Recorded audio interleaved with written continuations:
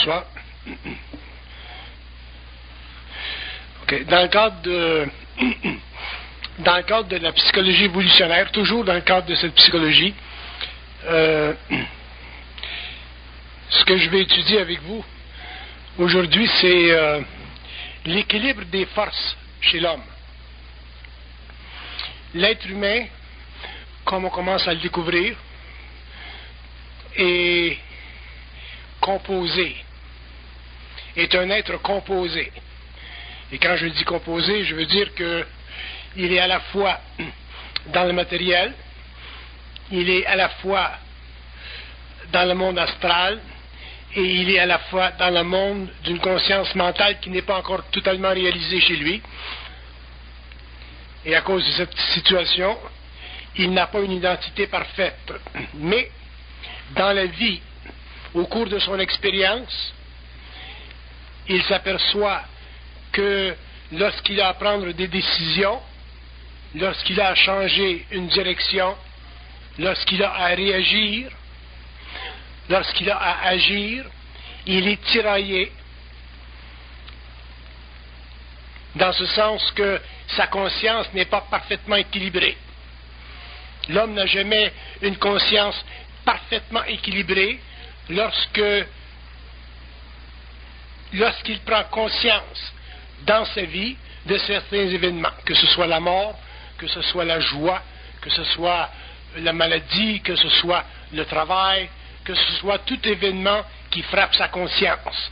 Il ne sait pas comment parfaitement traiter avec les événements, avec les incidents qui marquent sa conscience. Et à cause de ceci, l'homme n'est pas parfaitement à l'aise avec la vie.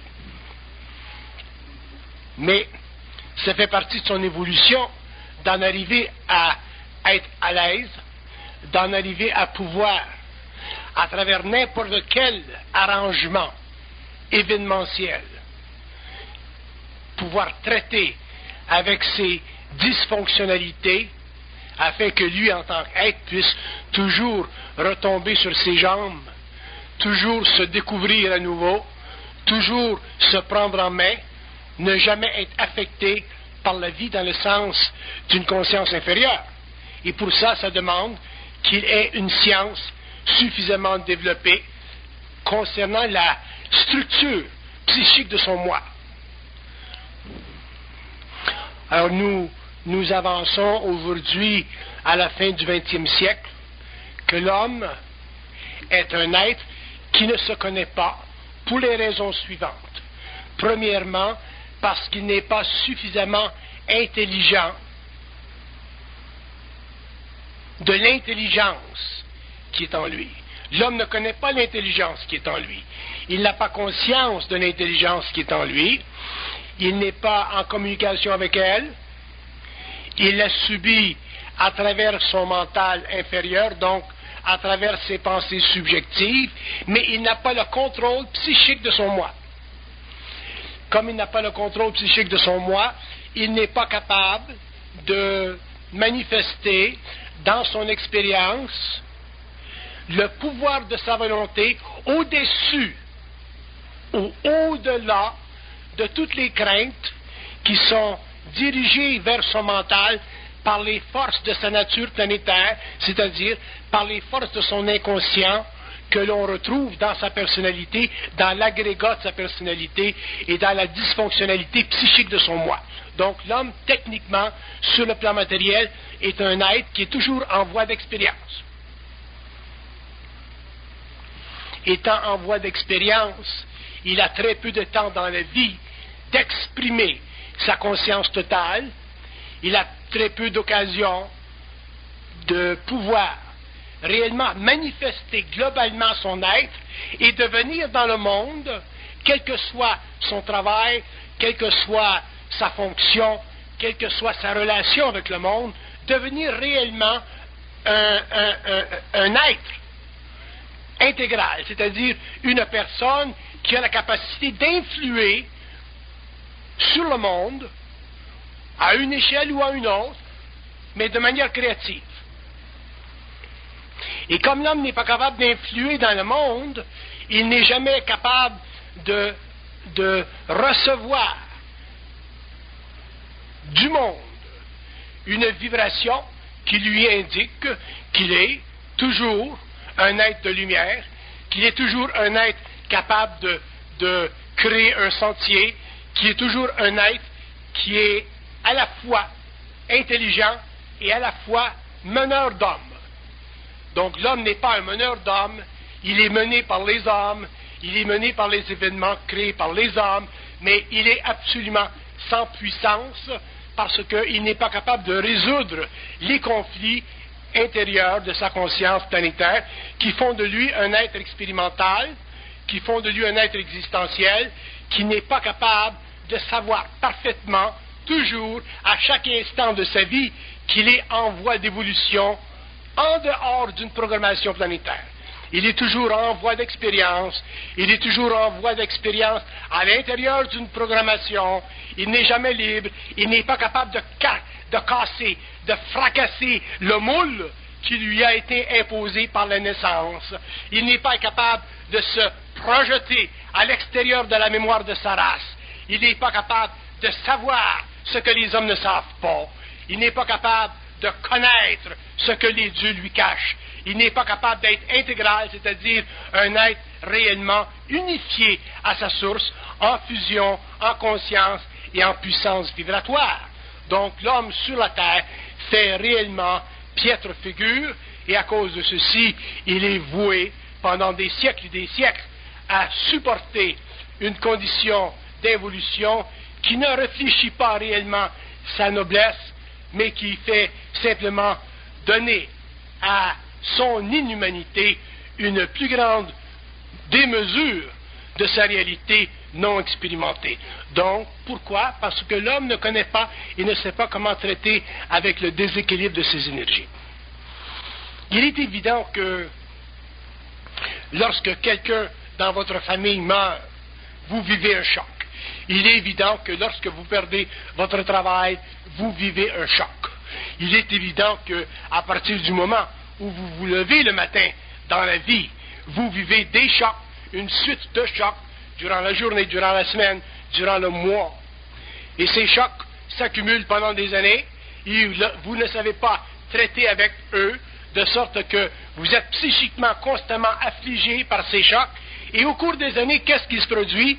Vous perdez confiance en vous-même, c'est-à-dire que, dans le sens pragmatique du terme, vous perdez votre capacité d'être libre. Et à partir du moment, sur une planète expérimentale, où l'homme perd sa capacité d'être libre, il est à ce moment-là, où il est forcé à ce moment-là, soit de vivre à l'intérieur des cadres qui lui sont imposés par la mémoire de la race, ou il est obligé de vivre totalement à l'intérieur de sa mesure. Donc il ne peut jamais vivre à l'extérieur de lui-même, il ne peut jamais exprimer la grandeur de lui-même, il ne peut jamais sentir son infinité, parce qu'il est trop affecté par le déséquilibre de ses forces internes lorsqu'il est affecté dans la vie. Vous ne trouverez jamais que vous soyez dans un pays ou dans un autre, dans une relation ou dans un autre, vous n'aurez jamais sur la Terre le bonheur parfait. Ça n'existe pas, parce que la Terre, c'est une planète expérimentale. Et le bonheur parfait, c'est une illusion. C'est une illusion créée par les poètes. Le bonheur parfait, ça n'existe pas. D'ailleurs, c'est une impossibilité sur le plan matériel, pour la simple raison que la conscience des cellules est constamment séparée du corps cellulaire intégral de la conscience lumière de l'homme, que j'appelle le corps éthérique. Donc c'est impossible sur le plan matériel pour l'homme de vivre une vie totalement agréable, parce que sur la Terre, l'homme est voué à subir pendant 50 ans, 60 ans, 70 ans, le flux et le reflux de ses énergies internes que j'appelle les forces de l'âme. Donc, tant que l'homme n'a pas le contrôle sur les forces de l'âme, il ne peut pas avoir l'équilibre de ses énergies et il ne peut pas être, sur le plan matériel, un candidat intégral pour l'unification de ses principes qu'on appelle l'homme nouveau. Le problème de l'homme de l'involution, et quand je parle de l'homme de l'involution, je parle de tous ces hommes de tous ces êtres qui sont descendus des races racines, des Atlantes, des Rishis, jusqu'à aujourd'hui. Je parle de ces hommes qui ont, pendant des siècles et des siècles, mené des vies totalement obscurantistes, totalement allant à l'encontre de leur réalité. Pourquoi? Parce que les hommes ont préféré appartenir à la race humaine qu'appartenir à la race de la lumière. Les hommes ont préféré s'allier avec les hommes que s'allier à la force qui fait partie de la conscience humaine et qui n'est pas du plan matériel. Les hommes ont toujours préféré chercher dans la grande ambiance humaine planétaire, qu'ils soient indiens, qu'ils soient chinois, qu'ils soient hindous, qu'ils soient catholiques, qu'ils soient protestants, islamistes, hébreux, les hommes ont toujours cherché le repos de leur âme, le calme de leur esprit, dans des conditions qui ne font pas partie de l'évolution, mais dans des conditions qui font partie de l'imposition de mensonges absolument vastes que l'on découvrira un jour comme étant le mensonge cosmique, c'est-à-dire une politique d'échéance établie par les maîtres du temps pour établir sur la conscience de l'homme un certain contrôle, jusqu'à ce que l'homme un jour puisse en arriver à contrôler par lui-même ses propres énergies et avoir dans le temps la mesure de sa maîtrise, la mesure de son pouvoir, autant sur les forces élémentaires que sur les forces qui font partie de sa programmation naturelle. Mais pour que l'homme en arrive éventuellement à se saisir ou à saisir le moment intégral de son union avec des principes systémiques, universels, cosmiques, l'homme devra commencer à pouvoir, au cours de son expérience, traiter avec le déséquilibre de ses énergies lorsqu'il est, durant la journée, durant le mois, durant l'année, durant la vie, violé dans l'équilibre de ses forces par des événements qui vont à l'encontre de son désir, qui vont à l'encontre de sa paix et à l'encontre aussi de son calme intérieur, ce que nous appelons en général les événements de la vie. Il y a des gens qui me demandent souvent comment se fait-il que des hommes comme nous ne peuvent pas avoir la paix? Comment se fait-il que des hommes comme nous soient encore dans la survie? Comment se fait-il que des hommes comme nous ne puissent pas vivre des vies totalement libres de cette programmation planétaire? Et ma réponse est très simple, c'est que ce n'est pas ce qui vous frappe dans la vie qui est important, c'est comment vous réagissez à ce qui vous frappe dans la vie. Et si vous croyez, pour une raison ou une autre, que vous soyez prêtre ou laïque, que vous soyez pauvre ou riche, que vous soyez politique ou non, si vous croyez que dans la vie, il vous sera donné de vivre des expériences qui vous protégeront contre la sueur de votre front, vous avez des illusions, parce que la vie n'est pas faite pour protéger l'homme. La vie n'est pas faite pour le garder en dehors pour le garder dans le calme. La vie est faite pour tester son âme, pour tester le flux et le reflux de ses énergies fondamentales qui sont à la base même de son questionnement existentiel. L'homme est fait de deux natures. Il est fait d'esprit, il est fait d'âme, il est fait de matérialité. La matérialité, je ne la compte pas, parce que déjà, nous y sommes déjà soumises. Mais l'homme est fait d'âme. Et comme l'homme est fait d'âme, il est sous l'effet de sa mémoire. Être fait d'âme veut dire vivre sous l'effet d'une mémoire quelconque. Si l'homme était fait d'esprit, il ne vivrait pas de mémoire. Dans l'esprit, il n'y a pas de mémoire. Dans l'esprit, il y a vibration. Dans l'expression de la vibration, il y a le feu cosmique. Dans l'expression du feu cosmique, il y a le rayon de la création. Et chaque homme bénéficie d'un rayon de création dans la mesure où il a conscience de son existence, dans la mesure où il peut avec lui communiquer par télépathie et dans la mesure où il est capable, sur le plan matériel, se dissocier de la présence nauséabonde des forces de l'âme qui, chaque jour, chaque instant, à travers sa pensée, à travers ses émotions, lui font croire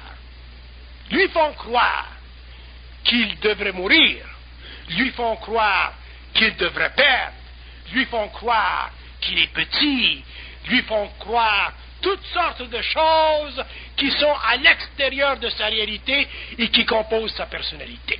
L'homme a un choix. L'homme nouveau aura un choix.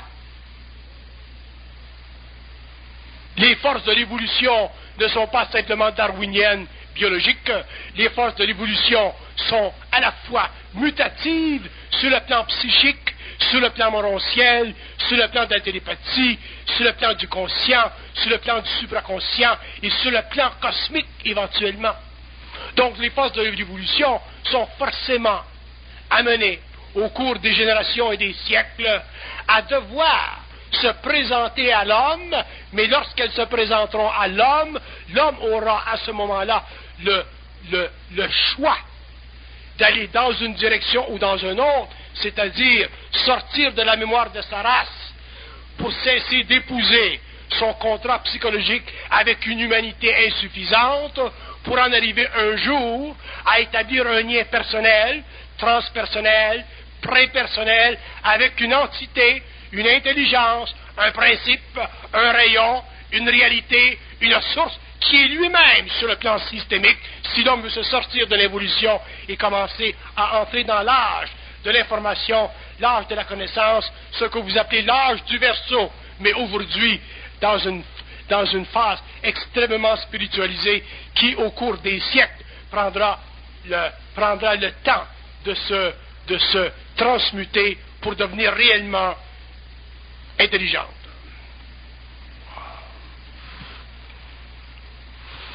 Pourquoi l'homme a tant de difficultés à traiter avec le déséquilibre de ses énergies? Parce que l'homme,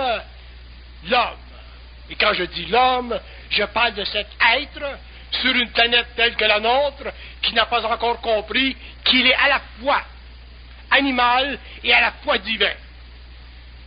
Un homme qui n'a pas compris qu'il y a en lui une divine nature, c'est-à-dire une nature qui n'est pas spirituelle dans le sens divin de l'évolution, mais qui est spirituelle dans le sens évolutif du futur, dans le sens où l'homme, avec le temps, devra prendre conscience totale et intégrale de sa nature. Si l'homme n'est pas capable de savoir ceci, au fond de lui-même, il ne pourra jamais mater son animalité, il ne pourra jamais mater les forces de l'âme, et lorsqu'il vivra des événements dans sa vie où l'âme vibre, où la personnalité se forme et se déforme, et où l'esprit est totalement caché à sa propre conscience. Si votre esprit est caché à votre conscience, ça veut dire qu'il y a trop chez vous de forces qui cherchent à violer votre territoire, à violer votre esprit et à vous empêcher de savoir que vous êtes totalement unique et que vous avez le droit, en tant qu'être, sur une planète en évolution, de faire les choix dans votre vie qui sont nécessaires pour l'équilibre de votre énergie. Si vous n'êtes pas capable dans votre vie de faire des choix pour l'équilibre de votre énergie, toujours chercher à équilibrer votre énergie, à ce moment-là, vous perdez votre temps sur la Terre. Vous êtes simplement en voie d'évolution, vous êtes simplement des êtres qui allez mourir, mais vous ne serez jamais capable, au cours de votre évolution, au cours de votre expérience, de finalement saisir votre feu sacré et d'en prendre conscience, parce que vous serez toujours en déséquilibre. Le rôle de l'homme sur la terre, ce n'est pas d'être heureux. Ça, c'est de la poésie. Ça fait partie du mensonge des poètes. Le rôle de l'homme, ce n'est pas d'être heureux. Le rôle de l'homme, c'est de contrôler ses énergies, de s'assurer qu'elles sont toujours en équilibre. Toujours en équilibre. Et ça, c'est ce que j'appelle être bien dans sa peau. Si vous cherchez à être heureux, vous êtes réellement des êtres malheureux. Parce que toute votre vie, vous allez chercher à être heureux. Mais si vous cherchez à être équilibré dans vos énergies, si vous cherchez à être bien dans votre peau, un jour, vous serez bien dans votre peau. Et quel que soit l'événement qui viendra frapper votre vie, vous en serez non affecté. Donc un homme qui se fait dire par sa civilisation, il faut à tout prix chercher à être heureux dans cette vie, c'est un homme qui se fait mentir par sa race. Mais dans la nouvelle évolution, dans cette race nouvelle, dans cette sixième race, racine, on ne parlera pas d'être heureux, de chercher à être heureux. On parlera d'être bien dans sa peau. Et lorsqu'un homme peut traiter avec les événements divers de la vie, la mortalité, la maladie, la perte d'emploi, la perte de support matériel, événements qui sont toujours temporaires, à ce moment-là, il est capable d'être bien équilibré parce qu'il sait traiter avec la vie et il se libère automatiquement de sa programmation. Donc le rôle de l'homme sur la terre, c'est de se libérer de sa programmation. Ce n'est pas d'être heureux. C'est une connerie de se faire dire qu'on doit être heureux lorsqu'on sait que pendant toute une vie, on ne peut pas l'être heureux. Ça nous donne quoi d'être quelque chose si on ne peut pas le garder? Ça nous donne quoi? Ça nous donne rien. Être heureux pour 2 semaines, ça nous donne quoi? Tous les peuples ont cherché cette illusion. Tous les hommes se sont fait arnaquer par ce désir. Mais vous ne pouvez pas vous attendre à ce que la race vous dise, mais vous deviez d'abord être bien dans votre peau. Parce que la race sait. Les maîtres de la race savent. Ceux qui ont le pouvoir des églises, le pouvoir politique, le pouvoir des philosophies, ceux qui manipulent le mental de l'évolution, savent que si vous êtes trop bien dans votre peau, vous deviendrez automatiquement libre de la mémoire de la race. Le plus grand piège de l'homme moderne, de l'homme de l'évolution, la plus grande illusion de l'homme de l'évolution, ce fut la mémoire de la race. Et c'est la mémoire de la race qui a structuré, qui a donné les facettes de l'architecture de la personnalité de l'homme. Et c'est avec ceci que nous vivons aujourd'hui. Ne demandez-vous pas pourquoi la jeunesse, à la fin du 20e siècle, par intuition souvent bête, mais quand même par intuition, veut fracturer, briser le pouvoir du passé sur sa conscience contemporaine. Pourquoi les jeunes sont en rébellion? Ce n'est pas parce qu'ils veulent se rebeller, c'est parce qu'ils sentent qu'il y a un mensonge dans la mémoire de la race. Que vous soyez hébreu, islamique, catholique, hindou, noir, blanc. Et la jeunesse sent ceci. Ils ne peuvent pas l'expliquer, mais ils le sentent. Et nous revenons constamment à la mémoire de la race. Nous revenons constamment à ces façons de penser, à ces façons d'agir, qui scélérosent nos mouvements et qui nous empêchent d'être des êtres libres, c'est-à-dire des êtres capables d'être bien dans leur peau. C'est ça que ça veut dire être libre. Être bien dans sa peau. Un homme qui n'est pas bien dans sa peau n'est pas libre, même s'il professe la liberté. Donc, tout revient à quoi? Tout revient pour l'homme moderne, l'homme de l'évolution, l'homme de l'involution. Tout revient à remettre en question la moindre des craintes qui l'empêche d'être bien dans sa peau. Donc, tout revient à quoi? Tout revient finalement à la capacité décisionnelle de l'être. Ce qui manque le plus chez l'être humain, c'est la capacité de prendre des décisions pour lui-même. Et quand je dis pour lui-même, je ne veux pas dire contre l'humanité. Je dis pour lui-même. Des décisions parfaitement intelligentes. L'homme a beaucoup de difficultés à faire ceci. Pourquoi? Parce qu'il a peur de se tromper. C'est la raison pour laquelle vous n'êtes pas capable de prendre des décisions dans la vie. Parce que vous avez peur de vous tromper. Mais qui vous dit que vous vous trompez? Ce n'est pas moi. Ce n'est peut-être pas l'autre. Ce sont vos pensées. Ce sont vos pensées qui vous disent que peut-être vous vous trompez. Vous ne pouvez pas blâmer votre frère, vous ne pouvez pas blâmer votre belle-mère, vous ne pouvez pas blâmer votre patron, parce que même si on vous dit que vous vous trompez, c'est toujours avec votre mental, avec vos pensées, que vous analysez ce qu'on vous dit. Donc, que vous soyez dit de l'extérieur que vous vous trompez, ou que vous soyez dit de l'intérieur que vous vous trompez, c'est la même chose. Si vous pensez que vous vous trompez dans la vie, vous êtes fait à l'os, et déjà, vous êtes trompé. Penser qu'on se trompe, c'est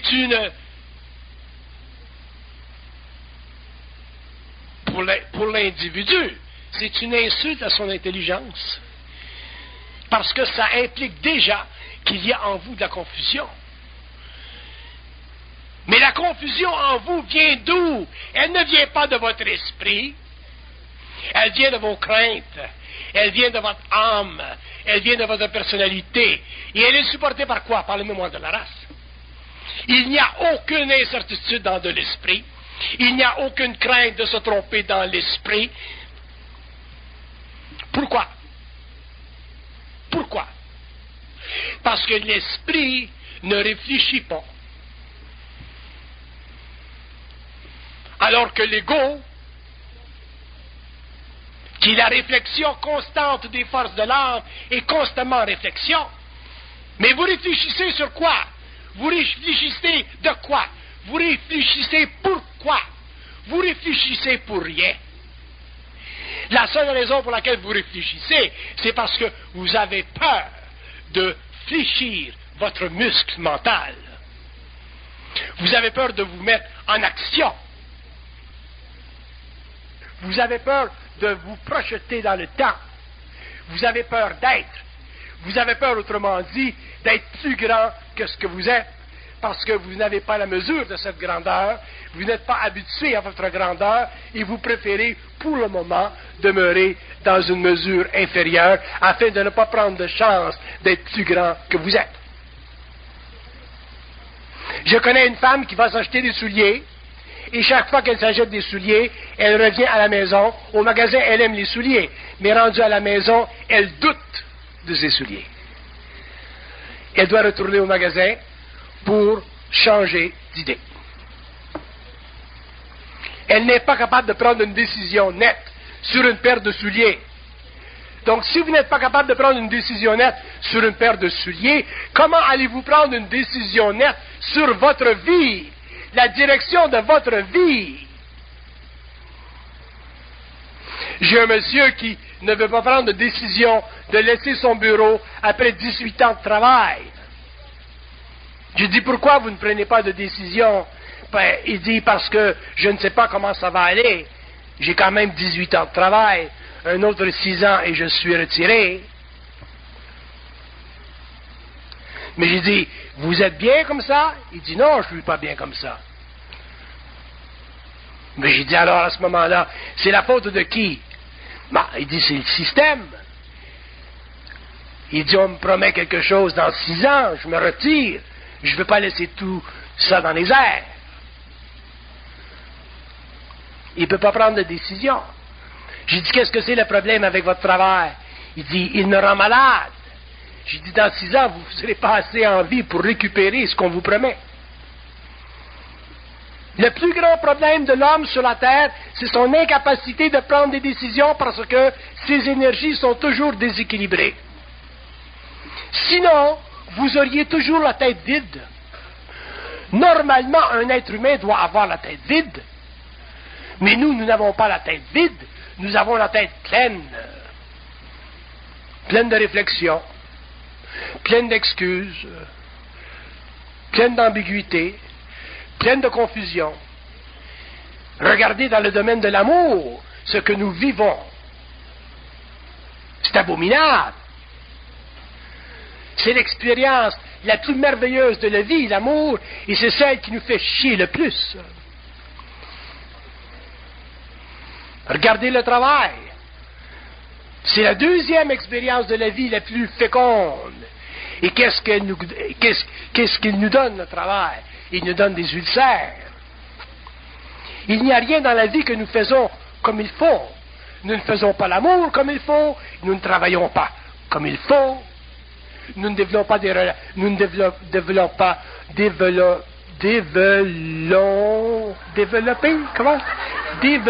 pas comment on dit? En tout cas, you know what the fuck I mean? Parce que nous ne faisons rien comme il faut. C'est abominable.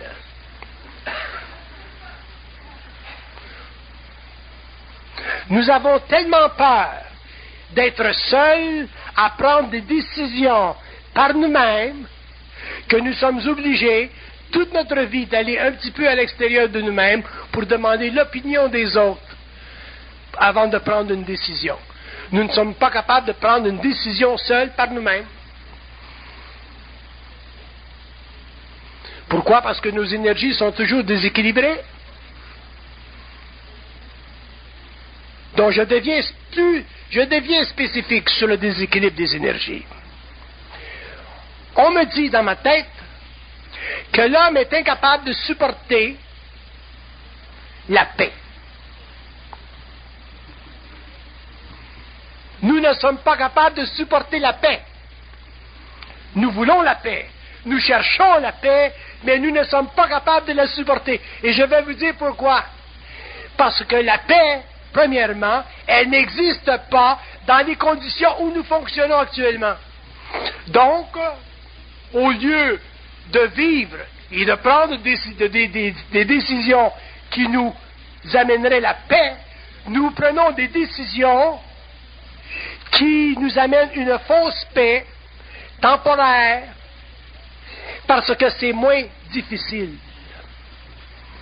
Parce que la paix, autrement dit, l'équilibre de nos énergies, c'est quelque chose qui ne fait pas partie de la programmation.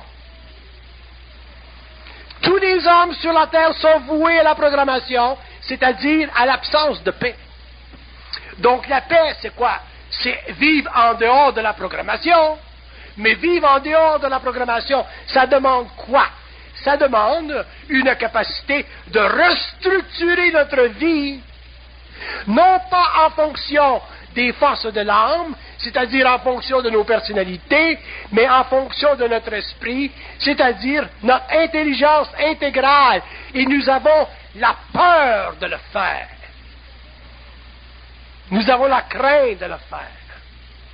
Parce que nous n'avons jamais, au cours de notre existence, entré dans un territoire, dans une expérience de vie, dans un niveau de vie où nous étions seuls à juger de notre mesure, sans l'apport, sans le support de la mémoire de la race.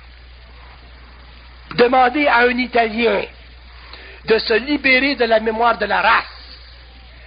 Demandez à un Irlandais de se libérer de la mémoire de la race.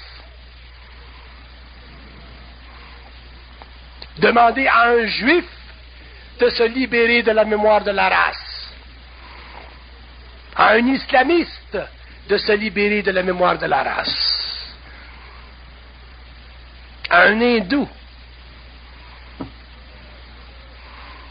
Demandez à un homme de se libérer de la mémoire de la race. Et qu'est-ce qu'il vit? Instantanément. Il vit la crainte froide de prendre des décisions qui risquent temporairement, psychologiquement, de le saturer avec l'inquiétude, avec la confusion, avec le doute. Nous parlons d'esprit, nous parlons de lumière, nous parlons de la grandeur de l'homme, nous parlons de conscience supramentale, nous parlons de tous ces mots. Mais nous n'avons aucune notion de ce que veut dire réellement l'homme. La lumière de l'homme, la puissance créatrice de l'homme, la conscience de l'homme, l'évolution de l'homme, l'individualité de l'homme, l'individuation de l'homme. Nous n'avons aucune notion de ceci. Parce que, pour entrer dans ce territoire, dans cette nouvelle évolution, dans ce nouveau terrain psychique, dans cette nouvelle conscience, nous serons obligés, bon gré mal gré, d'éteindre les chandelles de l'évolution. Et nous avons peur de ceci, parce que nous avons peur de nous tromper. Et pourquoi les hommes ont peur de se tromper? Parce que les hommes n'ont pas suffisamment conscience de leur puissance, de leur support et de leur lien avec l'invisible. Si les hommes avaient conscience de leur lien avec l'invisible, les hommes n'auraient aucun problème face à la crainte de se tromper. Parce qu'un homme conscient, ça ne se trompe pas. Je parlais avec mon courtier ce matin, et je disais à mon courtier, quelle est la différence entre une part de 100 $ et 100 parts de 1 $? Il dit, c'est la même chose. J'ai dit, vous dites qu'une part de 100 $, c'est la même chose que 100 parts de 1 $. Il dit, oui, c'est la même chose. Et je lui ai dit, c'est pas la même chose. Parce que si vous avez une part de 100 $ et que vous attendez de faire 100% de profit, pour que la part de 100 $ passe à 200 $, ça va être beaucoup plus long que 100 parts d'1 $, 100 parts à 1 $ de passer à 2 $. J'ai dit, c'est psychologique. Sur le papier, c'est la même chose. En comptabilité, c'est la même chose. Mais psychiquement, ce n'est pas la même chose. Donc j'ai dit, ne cherchez pas, ne m'appelez pas au téléphone pour me vendre des parts sur la bourse américaine de 90 à 100 $. Appelez-moi pour me vendre des parts de 10 $, 15 $, 20 $. Sinon, je n'achète pas.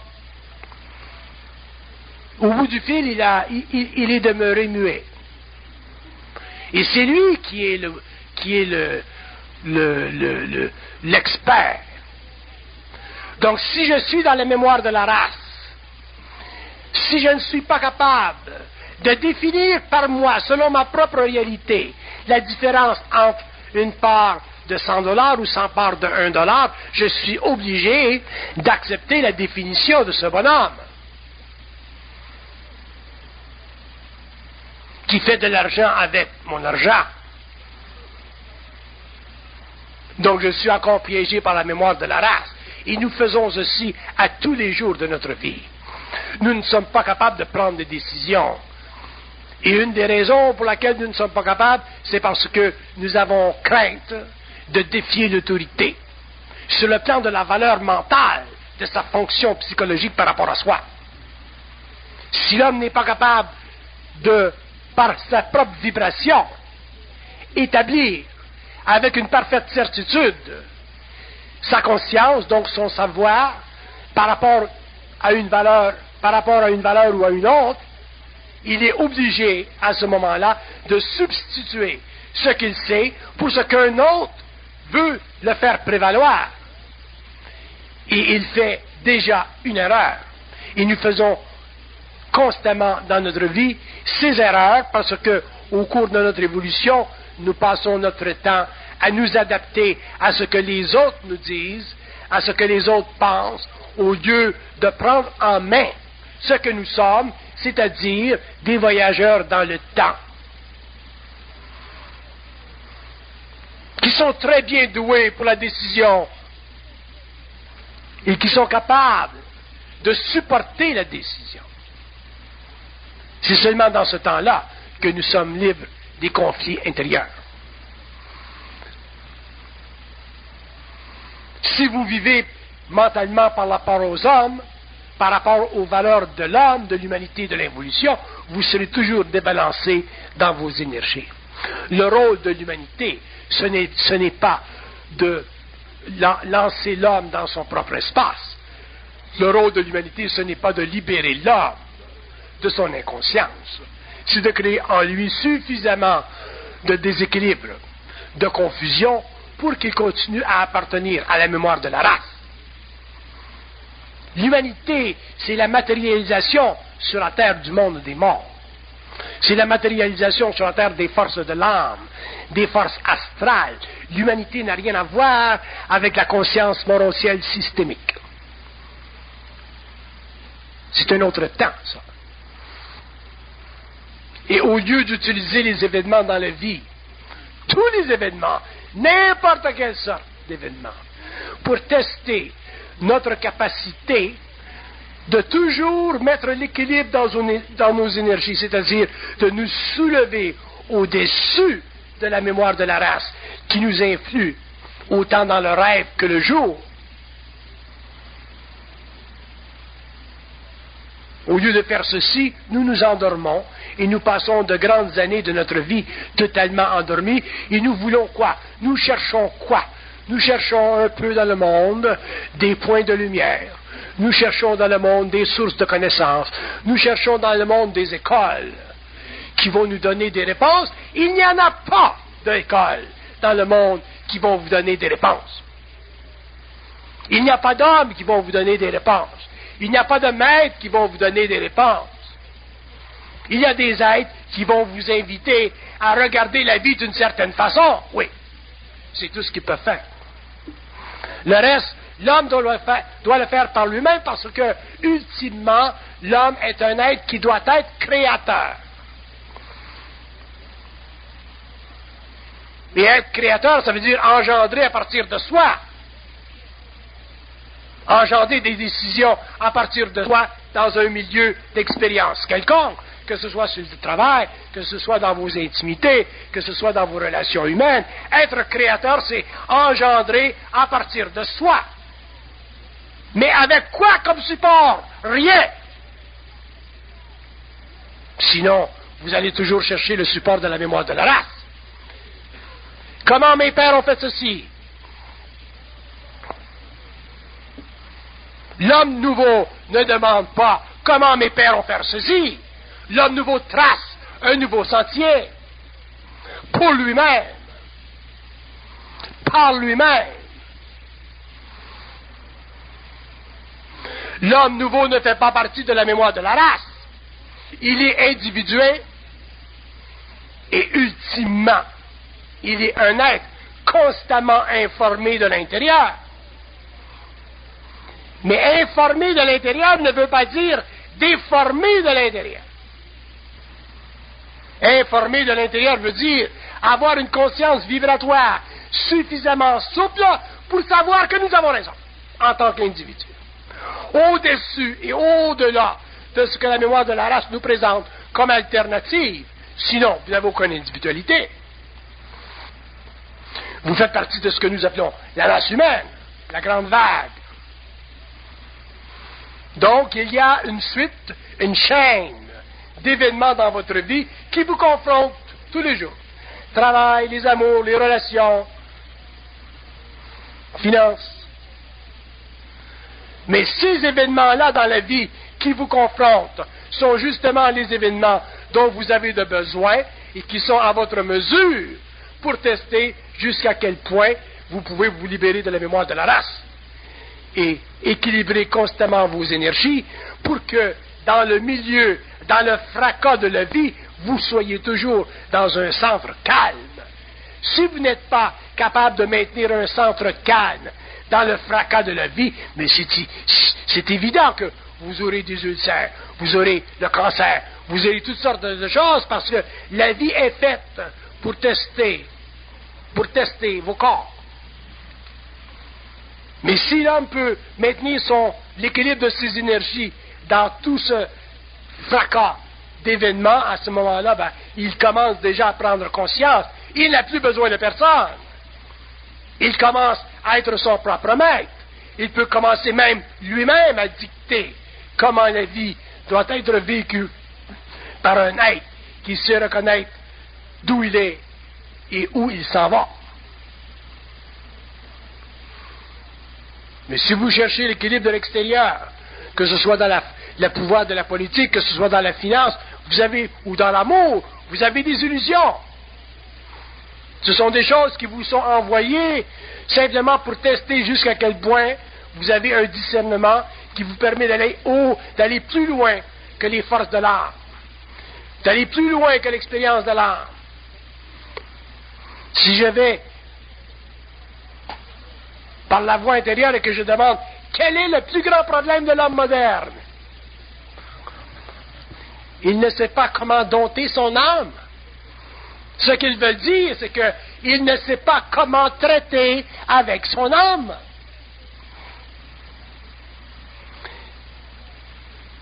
Nous vivons dans une période de vie qui est extrêmement prometteuse et à la fois nous vivons dans une période de vie qui est extrêmement décadente. Et en tant qu'hommes, nous devons être capables de choisir ce que nous voulons faire avec ces énergies dans ces milieux humains modernes. Sinon, nous sommes appelés à la débâcle. Regardez les jeunes. Regardez le jeune qui sort de l'école et qui veut entrer dans le monde du travail. Regardez le monde de la compétition. Regardez le monde de la drogue. Regardez le monde du cinéma. Regardez le monde de la porno. Regardez l'Internet. Regardez tout ce qui se passe, qui se décuple et qui avance à un rythme de plus en plus rapide. Comment l'homme qui n'a pas de conscience, qui n'a pas d'identité, va traiter avec ce mouvement inexorable au cours des générations qui viennent d'une civilisation qui a perdu contact avec elle-même. La pollution, le travail qui manque, les programmes socialistes qui demain ne pourront pas nous supporter. Les gouvernements ont promis à l'homme, mais ils ne peuvent plus délivrer. Tout le monde veut quelque chose pour rien. Et vous, en tant qu'individu, dans ce mouvement inexorable vers la reconnaissance de soi, ou la perte totale de son identité, qu'est-ce que vous allez faire demain? Les notions des années 50 ne sont plus valables. Dans 20 ans, les notions de 95 ne seront plus valables. Le monde est en flux. Éruption volcanique. Problème de démographie. Vous avez vécu en Europe avec ces masses qui recherchent du boulot, du travail, de l'équilibre. Vous avez vécu en Afrique avec ces peuples qui se cherchent une identité économique et nationale. Vous avez vécu en Amérique du Sud avec ces peuples qui veulent copier l'Europe.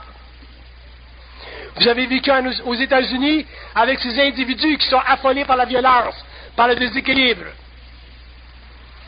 et maintenus en respiration simplement par la télé et les histoires d'Hollywood. Vous avez vécu au Canada, ce grand pays qui n'a pas de couilles, Vous avez vécu en Asie, ces peuples qui veulent copier l'Europe et l'Amérique, mais à leur mesure, selon leurs paramètres. Il y a des forces dans le monde qui vont écraser l'homme. La communication, la télécommunication, la surinformation, la surabondance de tout, qui créera un jour même la déflation des valeurs. Mais qu'est-ce que vous allez faire, vous, en tant qu'individu, dans un milieu qui n'est plus capable de se corriger? Qu'est-ce que vous allez faire dans un milieu qui devient tellement complexe que même les hommes ne savent plus comment le corriger? Qu'est-ce que vous allez faire, vous, lorsque la religion ne sera plus suffisante pour votre esprit ou pour la canne de votre âme? Autrement dit, qu'est-ce que l'homme va faire lorsqu'il sera obligé d'être seul devant l'inévitabilité historique de la dégradation des forces sociales, économiques et politiques dans un monde qui est devenu trop pesant pour un petit esprit? Vous croyez que nous savons tout ce qui se passe? Vous croyez que nous sommes au courant de tout ce qui se passe au niveau de la pollution dans le monde? On n'a même pas voulu présenter totalement le programme de Cousteau concernant la pollution des mondes, la pollution des mers. Vous croyez que les problèmes de l'humanité sont finis parce que nous avons Microsoft? L'homme sera forcé un jour de revenir à son individualité, de gratter la terre noire de sa conscience cachée sous les débris de sa civilisation, qu'il soit asiatique, africain, Amérique du Sud, américain, canadien, c'est sans importance. La bourse a toussé le mois passé. Crise économique en Orient, Malaisie, Indonésie, Japon. Et les secousses viendront dans le monde à des moments qui sont cachés à l'homme, à l'humanité. Alors, l'homme, l'individu, un peu plus sensible, conscient, qu'est-ce qui lui restera lorsque on lui aura enlevé les sécurités fictives d'une social-démocratie ou d'un capitalisme à l'américaine? Qu'est-ce qui lui restera à l'homme? Rien d'autre que sa force intérieure. Non pas basé sur la spiritualité des systèmes de l'évolution, non pas basé sur les fabulations ésotériques et occultes de l'évolution, mais fondé sur une prise de conscience réellement unie à sa réalité. Nous avons toujours cherché Dieu, nous avons toujours cherché des maîtres, nous avons toujours cherché des religions, nous avons toujours cherché à s'accrocher à quelque chose, et toutes ces choses, au cours des siècles, se sont mutées, transmutées, transformées.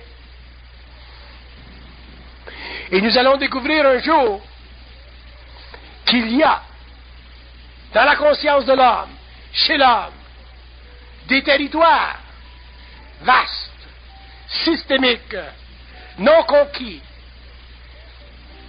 reliés entre eux par une télépathie universelle, c'est-à-dire un système de communication qui ferait de l'Internet un jeu d'enfant.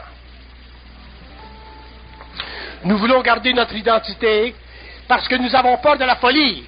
Mais pourquoi nous avons peur de la folie? Parce que déjà, nous sommes un petit peu colorés par elle. Sinon, nous n'aurions pas peur de la folie. Un homme qui n'est pas coloré par la folie, un homme qui n'a pas peur de la folie, un homme qui est totalement sain d'esprit, se fout de la folie. Et quand on se fout éperdument de la folie, qu'est-ce qu'on fait? On communique facilement avec les dieux, avec les forces, avec la lumière, avec cette chose qui est en soi et qui fait partie de notre patrimoine, qui fait partie de notre réalité, qui fait partie de notre réalité composée, qui fait partie de cet aspect de la nouvelle conscience qui viendra sur la Terre réellement donner à cette planète un nouveau visage au cours de l'évolution pendant des siècles. Ce n'est pas à nous en tant qu'hommes de chercher dans notre conscience le millénium. Ce n'est pas à nous de chercher dans notre conscience l'âge du Verseau. Parce que si nous cherchons l'âge du Verseau, nous cherchons encore à l'extérieur de soi. Si nous cherchons dans le millénium, nous cherchons encore à l'extérieur de soi. Nous passons notre vie à chercher à l'extérieur de nous-mêmes, lorsque, en fait, en tant qu'individu, en tant qu'esprit, uni à l'âme, incorporé dans la matière,